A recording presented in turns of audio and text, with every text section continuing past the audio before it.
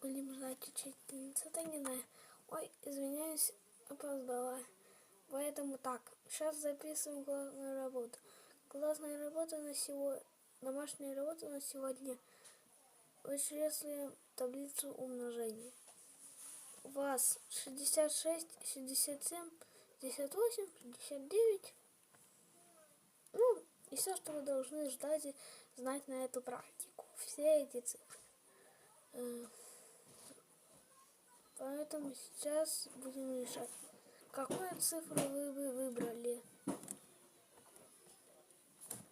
Пингвины, отвечай. Я выбрал 66. А ты? Вакинтл, мистер Пик. Я выбрал 67. Молодец, 5 тебе за год. Потому что это хорошая цифра. 67, уи!